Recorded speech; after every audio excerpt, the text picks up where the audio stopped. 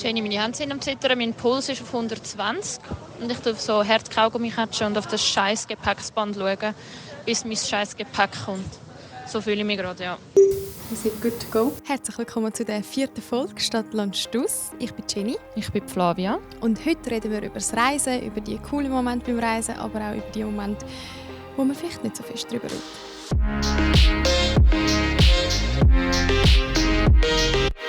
Du hast unbedingt erzählen, etwas über dein T-Shirt. Ja. Also, erzähl. Ja, es ist einfach ein klassisches Lombok-T-Shirt. Also falls da Leute zuhören, die schon mal da sind, ich habe das Gefühl, ihr kennt das T-Shirt in jedem Laden. Die Kamera, ich weiß nicht. Es ist cool, es steht mega, es ist so ein richtiges Flavia-Shirt. Pink, grün Farbe, orange. Es steht «Making Waves, Good Vibes». Ja. Lombok Vibes. Genau. Vibes. Klassischer Ort halt zum Surfen. Und ja, die coolen Leute haben es gehabt. Darum habe ich es jetzt an. Cool. Zum ersten Mal. Cool. Ja, heute eben reden wir ja so ein bisschen über die Places, wo wir waren. Und das ist ja ein grosser Unterschied eigentlich von uns beiden, dass du mega viel schon reisen bist. Also reisen im Sinne von Backpacken. Ich glaube, bevor wir so einsteigen, müssen wir noch schnell Shit and Shine machen. Oh ja, oh mein Gott, ja. Ich habe das voll Bist du vergessen. einverstanden? Alles Ja. gut. Gut, Soll ich mit Shit anfangen? Ja. Oder willst du? Nein, fang du an. Also beide Shit und Shine haben mit Zügeln zu tun. Ich zügle gleich nach Zurich und jetzt bin ich am Kleider aussortieren. Und irgendwie fange ich optimistisch an, so yes, jetzt geht's los und auch gerade weißt, packen und aussortieren, dass ich nicht alles mitnehme. Aber so nach 5 Minuten fühle ich mich, ich habe geschrieben, ich fühle mich befangen. Also ich weiß auch nicht, ich merke, wie viel ich kann und am liebsten würde ich alles gerade fortrühren. Du denkst so, was mache ich eigentlich mit all dem Zeug? Ja, und keine Ahnung, das ist so einfach der Moment so, also das ist ein Luxusproblem, wirklich. Und dann denke ich mir wieder so, nächstes Mal, wenn ich etwas kaufe, etwas aussortieren, so eine Regel, die wir aufstellen können. Ja, das irgendwie hat mir dann den gut genommen, so, dabei freue ich mich mega zum Zügeln, aber ich bin so... Ja, aber schau, ich glaube, wenn man aus einem guten Grund zügelt, dann ist es immer mega exciting, aber es gehört glaube ich, einfach ein bisschen dazu, so der Anschiss vom Packen und Ausmisten und so. Ja, definitiv. Bei dir? Hey, mein Shit, ich bin im Fall wirklich bis vor 5 Minuten vor der Podcast-Aufnahme habe ich noch nicht gewusst, was ich sagen soll diese Woche. Aber ich habe dann gefunden, schau, etwas, was mir aufgefallen ist, auf dem Weg ins Studio, und zwar auf dem Weg dahin sehe ich immer jemanden, den ich kenne. Also ich sehe wie jemanden, den ich kenne, und ich hasse die Situation, wenn man sich so im Tram zum Beispiel so kurz in die Augen schaut, aber dann wieder wegschaut und irgendwie weiss man nicht, soll man Heu sagen, soll man nicht Heu sagen. Und dann musst du wie, wenn du die Person in der Sekunde, wo du sie siehst, sagen «Hoi» und weiterlaufen, wenn du jetzt zum Beispiel nicht willst reden. Oder du ziehst es durch mit, du tust so, als hättest du sie nicht gesehen. Und weißt du, was ich meine? Ich hasse irgendwie so den Moment, wo ich das Gefühl habe, beide haben jetzt gecheckt, dass wir uns gesehen haben, aber wir haben jetzt beide nicht «Hoi» gesagt. Also hast du heute nicht «Hoi» gesagt? Ja, also und auch letztes Mal nicht. Und weiss ich wer? Ja, du weißt. Ja, dann weiss ich, okay. Ja, und ich werde auch in Zukunft nicht «Hoi». Also weißt nicht, dass normalerweise bin ich immer die dann so denkt, komm, ich sage doch «Hoi» und dann ist gut, und wenn es zum Gespräch kommt, ist auch gut, aber einfach so, ich hasse so den Moment, wo es so komisch ist. Also dann mach es nächstes Mal. Aber ja, voll, nächstes Mal mache ich es vielleicht. Mein Schein, eben auch zügeln. Ich habe mir vorgenommen, nur das Bett und Matratzen neu kaufen und den Rest upcyclen oder Brocki oder weiss ich was. Und ich habe mir einen Schrank auf Ricardo gekauft, massiv Holz. Und jetzt habe ich ihn abgeschliffen und neu angemalt. Und ja, es war schon streng gewesen. Kurz Lowlight, ehrlich gesagt. Aber nachher so, das zu sehen, ist jetzt noch nicht zusammengebaut, aber einfach so... Ja. Neu. Ja, einfach so, dass... Es hat mir mega Spass gemacht, nachher das Endergebnis zu sehen. Ja, voll cool. Genau. Du hast einen grün angemalt, oder? Ja, ich wollte zuerst grün-pink eigentlich machen. Die gleiche Farbe wie dein T-Shirt, merke ich gerade. Vielleicht, ja. Also ich habe mich schlussendlich eben ein bisschen für nicht zu knallig mit grün-pink entschieden. Mein Freund hat eigentlich gedacht, ja, vielleicht etwas Langfristiges, und dann ist es grün geworden. Cool. Zeige ich dir dann. Musst dann zeigen. Bei dir? Mein Shine of the Week war, es war ein Moment, bei dem ich gemerkt habe, dass es sich für mich gelohnt hat. Also ich habe ein Jobangebot bekommen, und das war für mich wie so ein Zeichen gewesen, hey, es hat sich gelohnt, dass ich neben dem Studium einmal gearbeitet habe, weil während dem Studium und auch in der Semesterferien, ich habe immer gearbeitet neben dem Studium. Ich habe immer die Semesterferien durchgearbeitet, eben während du zum Beispiel bist reisen oder während andere coole Sachen gemacht haben. Und ich habe es in dem Sinne nie bereut, so in dem Moment. Aber ich habe mich so einmal gefragt, so, werde ich es echt später mal bereuen, dass ich nie einen Austausch gemacht habe? Oder werde ich es später mal bereuen, eben, dass ich die fast 8 Wochen, wo ich im Winter zum Beispiel eine Semesterferien hatte, dass ich dort nicht reisen bin. Und ich habe jetzt diese Woche eben ein Jobangebot bekommen und das hat mir wie so ein bisschen Bestätigung gegeben und dank dem konnte ich wie so den Punkt machen hinter die Frage, ob ich das mal bereuen, weil ich finde jetzt so, nein, ich habe die Woche eben den Moment gehabt, wo ich so gefunden habe, ach, ich glaube, es war gut gewesen. Wie hast du dich so gefühlt? Gut, eben bestätigt, auch ein bisschen stolz und so Peace. Weißt, es ist okay. So, reisen kann ich auch noch den Rest von meinem Leben. So. Also, arbeiten auch. Aber einfach, ich kann wie können irgendwie Frieden schliessen mit dieser Frage, will ich es bereuen oder nicht. I'm proud. Ja. Danke, ich auch. Genau, aber zum heutigen Thema, ich habe ja vorher schon darauf zu reden kommen. Eben, ein grosser Unterschied ist ja, dass du schon viel reisen bist, im Sinne von eben Backpacking und aus dem Rucksack leben und mehrere Wochen am Stück von Ort zu Ort zu Ort gehen. Und ich habe mehr so Ferien gemacht in der Vergangenheit im klassischen Sinn. Eben mit der Familie weggehen, mit dem Freund weggehen, mit Kolleginnen. Voll so ein Städtetrip oder auch mal Strandferien für so zwischen 7 und 10, 14 Tage. So die Ferien kenne ich. Und vielleicht kann man sich ja da mal fragen, warum ist der Unterschied da? Oder wieso ist es bei dir so dazu gekommen? Oder wie hast du dir das auch leisten können? Ich habe nach der Kante einfach 10 Monate im Migros gearbeitet. Und es hat mir auch mega Spass gemacht. Aber weil ich so am Ende gewusst habe, ich habe noch nicht gewusst, was machen, wohin und so. Ich habe gewusst, ich gehe weg. Und es war nie in mir drin, so, die Reiselust war nie so voll da gewesen.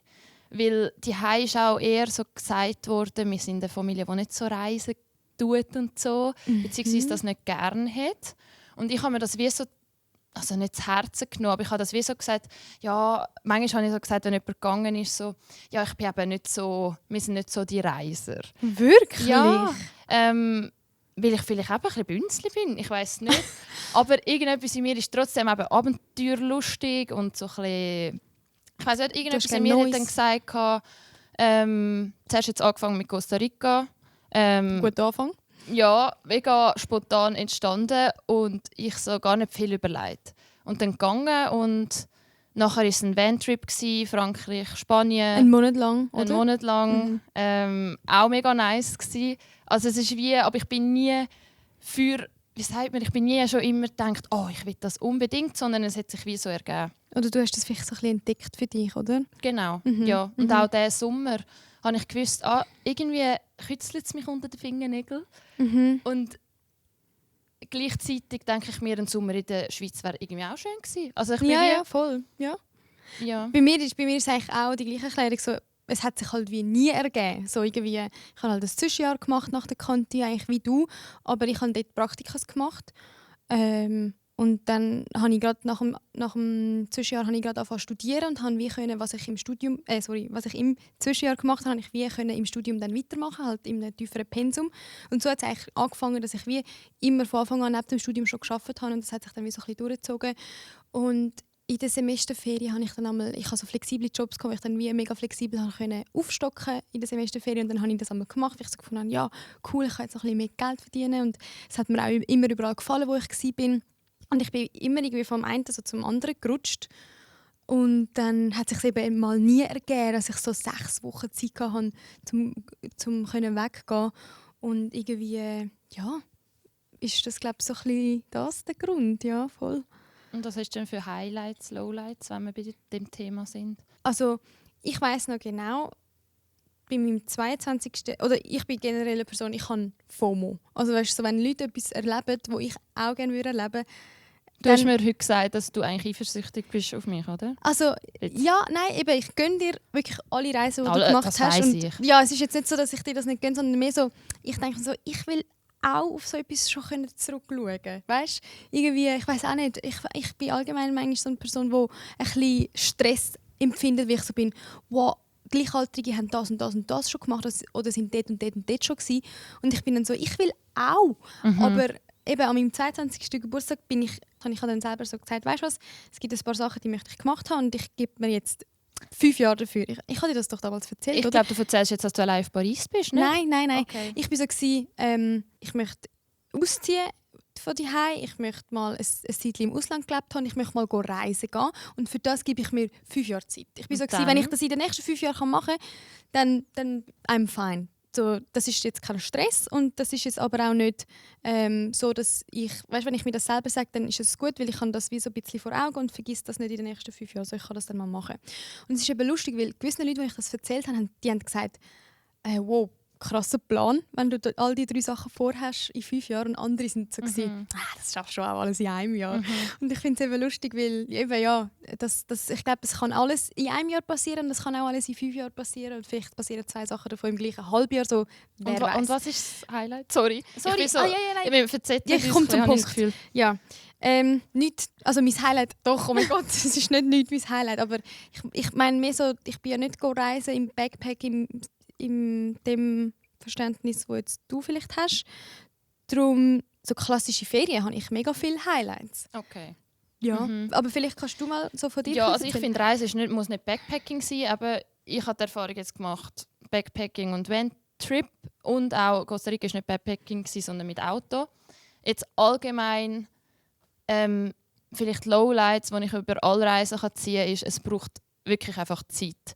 Also beim Van-Trip habe ich eigentlich, der Monat war zu kurz um reinzukommen. Ich habe die ersten 2 Wochen schon genossen, aber einfach, du musst in den Lifestyle reinkommen. Und auch beim Backpacking, ich habe in der ersten Woche, erstens auch, wenn man mit Kolleginnen reist, man geht sich so auf den Sack. In der ersten Woche habe ich gedacht, mit dir reise ich nicht mehr. Aber sie weiss, also, dass ich wieder mit ihr gehe. Jetzt im Endeffekt. Sie hört den Podcast, ja, sie weiss, ja. dass du das denkst. Hab dich lieb. Nein, es ist wirklich...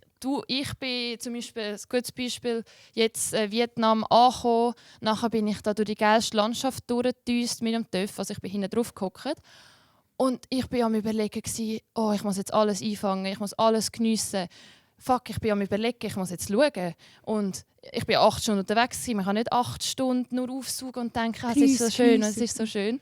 Und dann bin ich so mal und nachher noch mit der Kollegin zusammen müssen entscheiden. Wir haben nur gewusst, der Flug ist in 3 Wochen, wir müssen alles besprechen. Ja, und wir sind beide so Provoziererinnen. So, also das klingt ein bisschen nach gestresst sein. Ja, eben voll. Die erste Woche, wirklich, wenn ich zurückschaue, gestresst. Und selber reinkommen, miteinander klarkommen. Nachher, eben, es ist immer wieder ein Lowlight gekommen, aber das ist eben so spannend daran. Highlights sage ich einfach, lernen, es klingt so allgemein, aber lernen aus der Komfortzone gehen. Ja, genau. Ja. So ein Beispiel habe ich auch, also ein Lowlight war, dort habe ich dir eben auch angerufen und du bist dann so zu mir gewesen, Jenny, das ist jetzt halt auch dafür Comfortzone. Und zwar war das eine Kollegin von mir, eine gute Freundin von mir, wir haben das Bachelorette Weekend von ihr gefeiert. In Barcelona. Wirklich, wir waren 7 Frauen, wir hatten ein mega geiles Airbnb gehabt. Und das Weekend war wie aus dem Film. Wirklich. Wir sind, wo wir angegangen sind, 7. sind wir das Center of Attention gewesen und wir haben wirklich mega viel Spass gehabt. Und nach dem Wochenende habe ich gedacht, ich kann doch noch ein bisschen in Barcelona bleiben und eine Woche Sprachaufenthalt aufhängen. Weil, anhängen. Ja, anhängen. Ist egal, ja. Genau, kann ich noch ein bisschen Spanisch Grammatik lernen, weil ich kann Spanisch reden, aber ich kann es nicht schreiben. Und dann war Jenny im Hotel und hat mir angerufen, brüllen. Ja, und dann bin ich eben aus der geilsten Group Vacation mit eben Bachelorette, Juhe und so, bin ich dann ins Hostel gezogen, in ein 12er-Zimmer, gemischt, Männer und Frauen. Und eben alle haben sich auf den Weg zum Flughafen gemacht. Ich bin in das Hostel eingecheckt und es war wirklich ein riesen Clash gewesen. Ich glaube, die umgekehrte Reihenfolge wäre besser gewesen. Aber auf jeden Fall bin ich in dem Hostel und habe gecheckt, okay, wait, jetzt bin ich eine Woche da allein. So, es ist fertig lustig, also nicht fertig lustig, aber ich war so gewesen, ab jetzt ist eben alles out of my comfort zone. Und dann habe ich so gebrüllt und also Jenny war am Telefon und hat gesagt, es sieht mich alle brüllen, ich kann hier nie hin, wo ich allein bin. Ja, und dann haben wir schnell geredet und dann war es gut gewesen. Und das Gleiche war auch bei mir gewesen. auch in dieser ersten Woche habe ich der Jenny angerufen und dann kann ich gerade so verbrüllen und sie, was ist los? Ich so, ja, das ist gerade... ich vermisse gerade alle. Ja, und eben scheiß Planung, weiss ich was. Nachher haben wir eine Umfrage geschickt, wie fühlst du dich gerade nach Wetter? Und dann habe ich angekreuzelt Sonne, Wolken und sie so, siehst du, das Sonnenli leuchtet noch, bla bla bla. Aber das war sehr cute gewesen. Ja, aber ich kann auch mal... Warte, sorry, ich habe meine Story noch nicht ganz fertig erzählt. Wir gehen nachher gerade zum nächsten Thema. Easy. Auf jeden Fall eben, bin ich dann mega traurig gewesen oder einfach so wie überfordert mit der neuen Situation, in der ich jetzt bin, ganz allein da. Und dann, nicht mal 24 Stunden später, habe ich irgendwie 5 coole Leute aus Deutschland kennengelernt, mit denen ich dann nach der Schule immer für den Rest der Woche etwas gemacht habe. Und wir sind wie so in dieser Woche sind wir wie Best Friends gewesen, weil wir einfach jede Minute zusammen verbracht haben, wenn wir nicht in dieser Schule gehockt sind.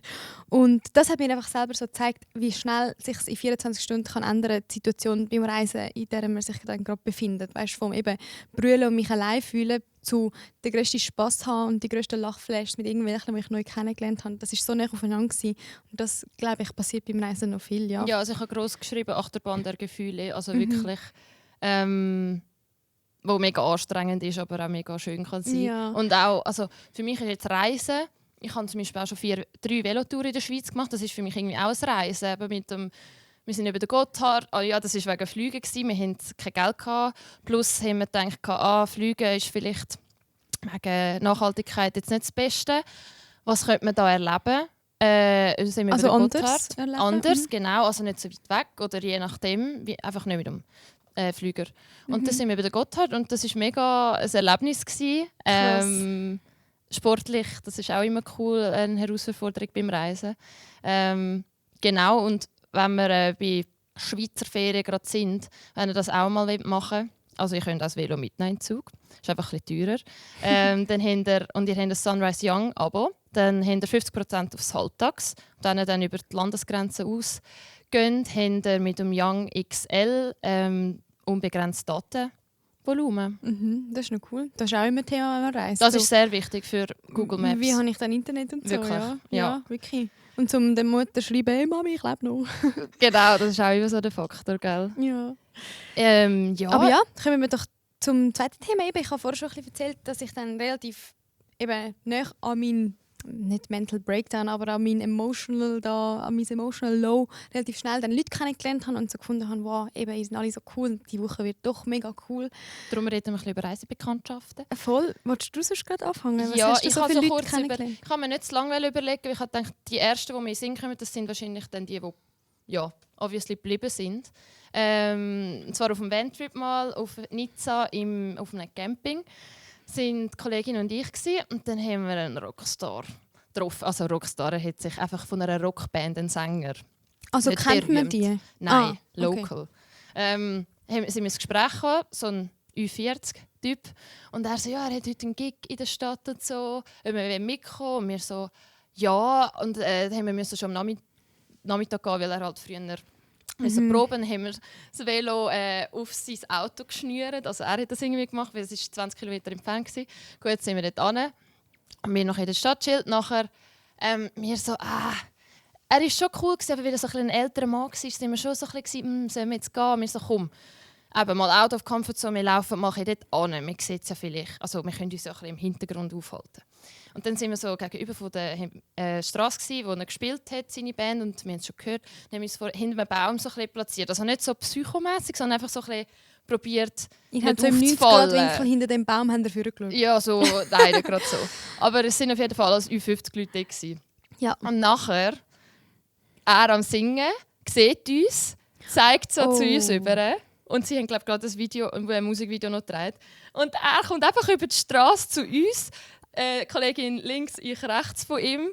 Alle Leute dort und wir so, ja, voll. Also. Und schlussendlich, wir haben mit diesen alten, ich will jetzt nicht, einfach älteren Frauen, die können tanzen. Es war ein Fest gewesen, wir waren absolut die Jüngsten gewesen. Es war wirklich cool gewesen. Und wir haben im Nachhinein so gesagt, so, wir müssen einfach auch mit also weißt, so, sonst ist man so, wenn jemand Älteres rum ist, vielleicht bei einer Party bist du so, ja, je nachdem, aber es ist einfach darauf einlassen. Kann cool werden, kann vielleicht auch mal nicht cool werden. Aber das hatte ich in Erinnerung gehabt. Genau. Das ist lustig, eben, dass du sagst, so, eben, auch wenn es nicht Gleichaltrige waren, haben wir einen lustigen Abend zusammen gehabt, weil ihr euch einfach mal darauf eingeladen habt. So, ihr hättet ja auch können dann verschwinden, wenn ihr gedacht hättet, wow, das ist jetzt glaube ich nicht Genau. für uns. Lustig, Bei dir? ja. Bei mir eine lustige Bekanntschaft war, wo wir sind auch Frauen von eine Gruppe von 6 Frauen gewesen. Manchmal passiert mir so Spoonerism, dass ich irgendwie Wörter im Satz vertausche. Das kenne ich nicht. Anyway, Also der Begriff. auf jeden Fall sind wir eine Gruppe von 6 Frauen gewesen, genau, das wollte ich sagen. Und wir sind auf Kreta gewesen. Und wir haben auch mega lustige, wir haben ein cooles so ein Haus mit Pool gehabt und 2 Autos und sind wir immer jeden Abend an einen anderen Strand gefahren und so. Und dann sind wir mal an einem Strand gewesen und sind im Meer am Bädern und haben so eine Gruppe von 3 Girls gesehen und die haben mega herzig ausgesehen. Also die eine hat ihr das Buch gelesen und die andere war am Häkeln oder am Stricken.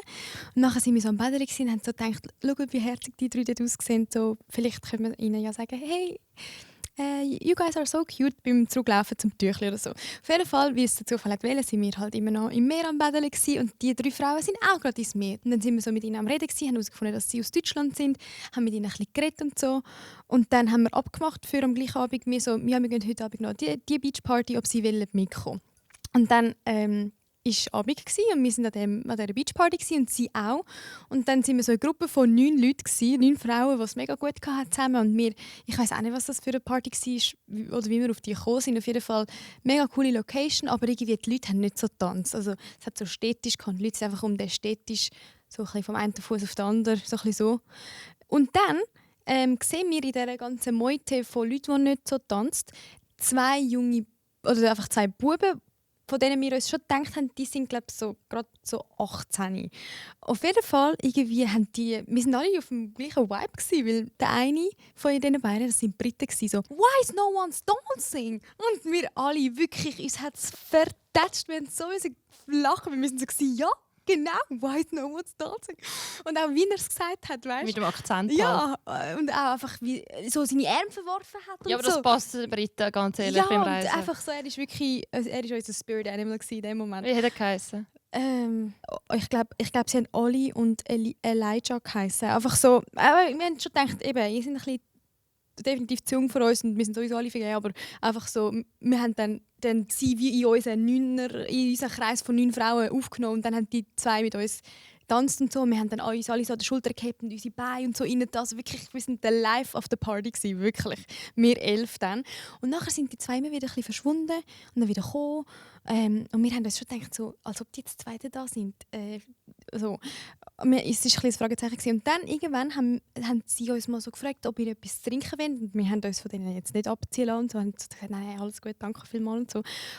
Und nachher haben wir einfach gesehen, wie die zu ihren Müttern sind, Geld holen. Also weißt, die sind so einer Frau, die ein bisschen weiter hinten war, so am Sitzen auf so einem Sessel und haben von dieser Geld bekommen und sind ein paar mir so, oh mein Gott, die Das sind ist einfach die mit Mami. Ja, das war die Mutter von denen oder von einer von beiden. Und dann, weißt du, sind wir so gewesen, ich glaube, das Alter, das die uns gesagt haben, ich glaube, das stimmt nicht. Und dann sind wir so gewesen, ich glaube, die sind so 17, 16.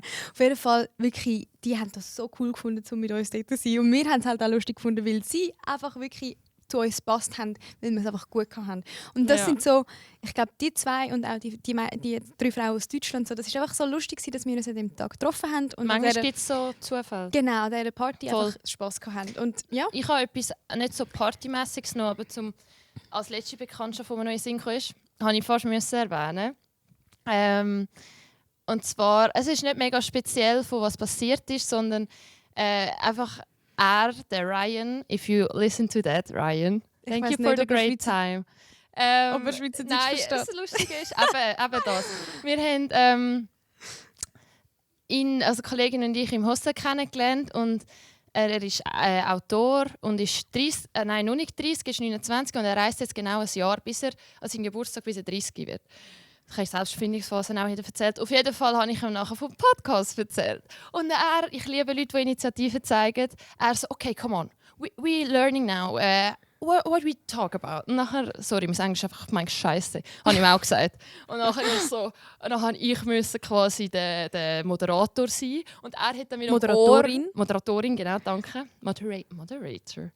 Ich glaube, auf Englisch ist das... Keine Ahnung, egal. So. Hat er so die Hand aufs Ohr, als hätte er ein Mic, weißt? Und er so, voll geschauspielert. Ich bin uns am Zuschauen, er so «Oh, thank you for the invitation, Flavia», bla bla bla. Dann haben wir dann einen Podcast geübt, also ich hatte dort schon ein Coaching gehabt. Und er hat wirklich so herzig, du musst unbedingt schicken, auch wenn es Schweizerdeutsch ist. Und er hat auch die erste Folge angehört. Ich weiss nicht, ich bin nicht so im Kontakt, Kollegin eher. Und ich dachte, ich muss ihn unbedingt erwähnen, wenn es schon in einem Podcast ja, darum der Ryan wirklich sehr ein cooler Typ. Also er war einfach wie gehypt für dich, obwohl ihr euch noch nicht so richtig kennt. Wir haben uns gar nicht gekannt. Wir haben 3 Tage zusammen verbracht. Er hat die Kollegin recht cool gefunden, auch ein bisschen mehr. Und ich war manchmal auch ein bisschen allein gewesen. Aber er hat mich immer wieder integriert. Er hat so immer mich noch gefragt und ja, Flavia muss, also weißt, ich bin nicht irgendwie, er hat nicht nur, auch wenn er auch nur Augen für sie hatte in dem Sinn, aber er hat mich immer, er war wie ein Brüder gewesen. Er hat dich nicht vergessen. So, nein, und das ist wirklich so herzig gewesen. Das ist wirklich herzig. Voll. Das wäre so ein bisschen zum Reisen. Ich würde irgendwie einfach noch sagen, ich hatte schon ein paar Personen, die gesagt haben, ich würde gerne, ich will das. Und die einen haben auch also die Ressourcen gehabt, sagen wir Ressourcen. Ja. Geld und Zeit gehabt, genau. Und sind nicht gegangen. Oder einfach, keine Ahnung, du kannst auch in der Schweiz, du musst nicht das andere Ende der Welt, aber wenn du ein bisschen merkst, wie ich dort, wo ich auch nicht Feuer und Flamme war, aber dann einfach machen, weil, auch wenn es scheiße wird, wenn jetzt, nehmen wir im Worst Case schon alles scheiße, dann schätze ich es wieder zurückkommen. Und das ist doch auch irgendwie, weißt du, was ich meine? Also einfach allgemein so Sachen doch machen, die einen kitzeln, weil wenn es etwas ist für dich, ist cool, wenn nicht auch cool. Weil du weißt, weil du dann weißt, dass das nicht für dich ist. Und, genau. Also, ja. Und wieder schätze ich in die Schweiz, ich schätze es immer in die Schweiz kommen. Wirklich. Ich habe auch mal so irgendwann nach der Ferien mal eine Insta-Story gepostet, so nicht top das Gefühl von in die Schweiz heimkommen. Einfach Flughafen, dann Heidi da im Zug. Und ich wieder, ich bin in der Schweiz. Und nachher aussteigen und die frische Luft. Warte. Ich weiß nicht, ob alle checken, von was du redest, weil wenn man eben noch nie einen Langstreckenflug auf Asien gemacht hat, kennt man den Zug gar nicht. Ja, es gibt einfach einen Zug, wo so einen Abfolge von Bildern und dann tut das Heidi ein bisschen jodeln und so. Genau. Und es ist schon ein bisschen, sehr bünzlihaft, aber irgendwie trotzdem so. Und dann schaue ich auch die Leute an, wie sie reagieren. Es ist so Heimat, wenn man die Musik hört. Ja. Hey, aber jetzt zum Schluss Bucketlist. Stadtland Stutz Bucketlist. Hast du mir da... Ich habe im Fall gerade vorher vergessen, was ich dir auf Bucketlist... Fang du mal an. Soll ich anfangen? Ja. Okay. Also in Anlehnung, dass wir die nächste Folge in einem Winterparadies in Chur aufnehmen, am Beger Chur, habe ich etwas mit Schnee überlegt. Ich habe jetzt erst gedacht, weil du ja in der ersten Folge nicht gewusst hast, was Rollski ist. Ich dachte, wir könnten auf die Langlaufski gehen. Dann habe ich gemerkt, du bist in Maastricht. Ich weiß nicht, ob es dort eine Langlaufloipe gibt. Und dann habe ich gesehen, bin ich mal gegoogelt, habe gesehen, es gibt dort ein Eisfeld. Ich weiß gerade nicht mehr, wie es heisst. Etwas Holländisch. Schickst mir den Google. Aber mega cool, wirklich. Also es hat Hammer ausgesehen. Und ich habe gedacht, weil ja die Schrittabfolge schon mal ein bisschen ähnlich ist das für dich wie ein Training. Dass wir dann vielleicht mal im Frühling zusammen auf die Langlaufski. Aber das ist dort so ein bisschen, also auch zum Spass. Im Winter können wir gehen, wenn ich wieder da bin, fix. Du kommst ja, stimmt. Aber das ist wie so ein Vortraining. Okay. Und auch ein bisschen Fun dort haben. Also einfach Schleifschündeln. Alles klar. Schleifschündeln kann ich actually ein bisschen, aber Langläufeln aber das wirst du gar sehen. nicht. Aber ja, das wird lustig, falls wir das dann mal zusammen machen. Bei dir ist es wieder in den Sinn gekommen? Ja, ich habe mich gefragt, ob du snowboarden kannst. Ich habe mich allgemein gefragt, kann man im Oktober in der Nähe von Chur Skifahren schon? Ich weiss nicht. Schwierig, oder? Je nach Schneelage. Unsere Produzentin schüttelt den Kopf. Ja, weil ich habe eben gedacht, kleiner Teaser, die nächste Folge findet nämlich... Habe ich schon gesagt. Hast du das schon gesagt? Ja, wegen Biger Chur, ja. Arbeit vorgelegt. Stimmt, ich habe irgendwie... mein Kopf ist langsam matsch. Auf jeden Aber Fall, wir können es nochmal sagen, Biger Chur. Ja, genau, die nächste Folge ist am Biger Chur. Und da habe ich gemeint, da können wir vielleicht wie einen Tag vorher gehen oder einen Tag noch anhängen, wenn wir die Folge dort schon aufnehmen und eben irgendeinen Wintersport dort zusammen machen. Oder Herbstsport. Ich glaube, es wird schwierig. Ja, aber ich habe Snowboarden letztes Jahr ausprobiert. Okay, ich habe es auch mal ausprobiert und irgendwie fände ich es noch lustig, wenn wir ein bisschen auf Sport zusammen gehen. Sorry, ist jetzt ein bisschen mich durchgemogelt. Ich weiss nicht, mit dem Gast. Dürfen wir schon sagen, wer es ist? Nein. Okay. Wir behalten es noch ein bisschen geheim. Aber so oder so könnt ihr euch freuen. Yes. Und dann sagen wir Danke fürs Zuhören. Ja. Zuschauen, je nachdem. Und... Ui. Und ja, schönen Hinweis, gute Nacht, guten Morgen, wenn auch immer ihr das hört. Ihr findet uns überall, wo es Podcasts gibt. Yes, alle 2 Wochen, jeden zweiten Montag. Ciao, macht's gut. Ciao!